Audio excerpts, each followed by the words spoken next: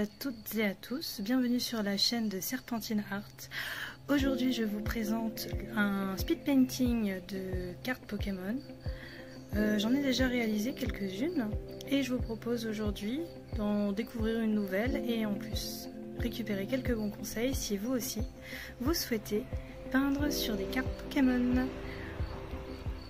Il manque quelques cartes que j'ai déjà pu peindre.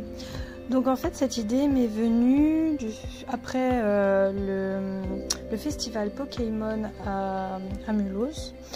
Et comme je suis maîtresse d'école et que mes élèves sont absolument fans des cartes Pokémon, j'ai décidé pour la fin d'année de leur offrir une carte Pokémon peinte à la main à chaque enfant.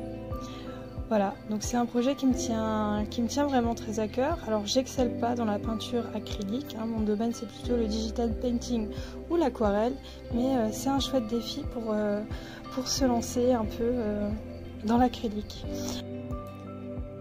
Alors avant de commencer le painting, je voulais juste vous présenter quelques cartes que j'ai déjà pu faire, donc de la plus ancienne à la plus récente. Voilà, n'hésitez pas à faire pause pour voir plus en détail. Donc maintenant je vais vous présenter le matériel. Donc le premier c'est un rouleau de scotch de peintre, très utile pour l'aquarelle aussi. J'utilise principalement pour ça. Ensuite voici les pinceaux, donc j'utilise des Monali ainsi que des Léonard. Le plus petit est particulièrement utile, il va me servir à faire les détails, donc ça c'est le Léonard. Et pour le reste, ouais, c'est plutôt des Monali. Pour la peinture, j'utilise de la peinture acrylique assez visqueuse de la marque PBO. Et puis j'ai encore deux pots d'eau, donc un pour nettoyer mon pinceau et l'autre pour vraiment rendre le pinceau plus clair, être sûr qu'il n'y a pas de peinture. J'utilise aussi du journal où je vais scotcher ma carte afin de pouvoir peindre sans salir le reste de mon bureau.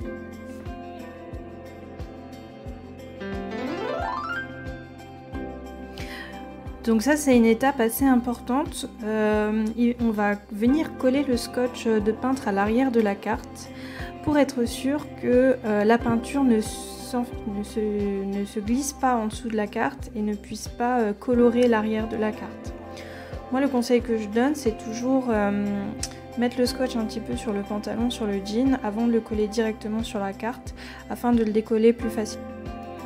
Puis je vais venir scotcher la carte à l'arrière afin d'être sûr qu'elle ne bouge absolument pas. Parce que si la carte bouge, on a vraiment du mal à peindre dessus. Voilà. Alors je commence le painting par appliquer une base. Ce ne sera pas forcément la couleur de la carte, mais ça va être une base que je vais vraiment étaler sans eau. C'est vraiment important qu'il n'y ait pas d'eau.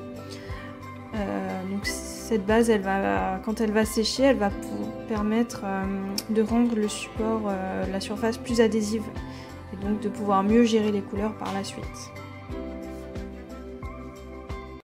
Donc évidemment, j'ai toujours une idée en amont de ce que je veux faire. Je prends le temps d'observer la carte, je teste des choses sur mon carnet de croquis.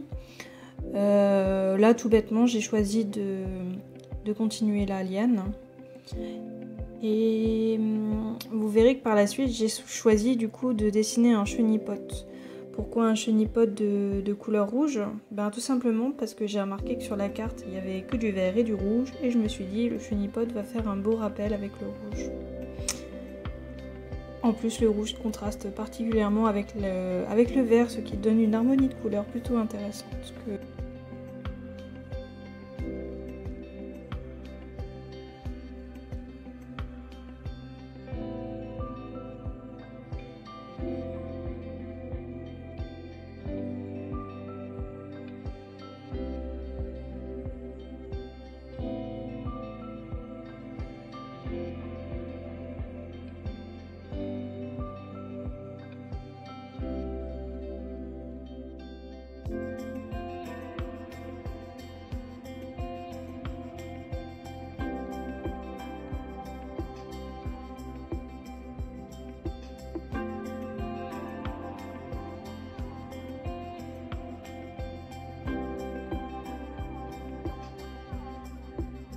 Ensuite, je fais le choix d'ajouter du feuillage tout autour de la carte pour donner un petit côté immersif, donner l'impression qu'on regarde un peu à travers les feuilles, à travers les branchages pour observer notre scène.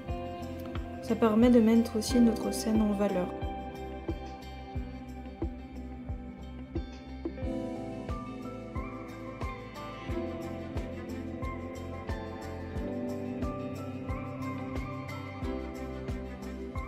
Alors ensuite j'ai eu l'idée d'ajouter de l'aquarelle pailletée. Donc comme j'ai beaucoup d'acrylique déjà sur la feuille, je sais que l'aquarelle va s'appliquer assez facilement. Il ne faut pas trop mouiller le pinceau, vraiment essayer de prendre un maximum de pigments, un maximum de paillettes. Et je viens juste appliquer quelques touches rouges et vertes, histoire de faire ressortir un peu les couleurs et le dessin. J'arrive là vraiment aux finitions. Donc le matériel que j'utilise, ce sont des Posca blancs, enfin un Posca blanc à pointe fine. Puis je viens repasser mes contours avec le Pigma Micron. Alors sur la vidéo j'ai présenté le 0,8 mais je ne l'ai pas utilisé, j'ai utilisé le 0,5 et le 0,2 afin de pouvoir bien réaliser les contours de manière précise. Les Pigma Micron ont l'avantage de bien s'imprégner sur les surfaces lisses mais aussi de tenir dans le temps et de ne pas baver. Évidemment il faut quand même le laisser sécher. Voilà. Et surtout appliquer une fois que la peinture est vraiment bien sèche. Et voilà le résultat final du painting. Alors j'espère que la vidéo vous a plu, que les conseils ont pu être utiles. Si jamais vous avez encore quelques questions, n'hésitez pas à m'en faire part dans les commentaires. Évidemment je sais qu'elle n'est pas parfaite, je vois qu'il y a encore plein de défauts, mais comme dit, l'acrylique n'est vraiment pas mon domaine de prédilection. Mais j'ai quand même pris beaucoup de plaisir sur ce painting. Et bien c'est terminé pour cette vidéo. Je vous remercie d'avoir regardé, de me suivre. N'oubliez pas de liker, de commenter et de me suivre sur les réseaux sociaux, Instagram et Facebook sur Serpentine Art. Bonne journée à tous, au revoir.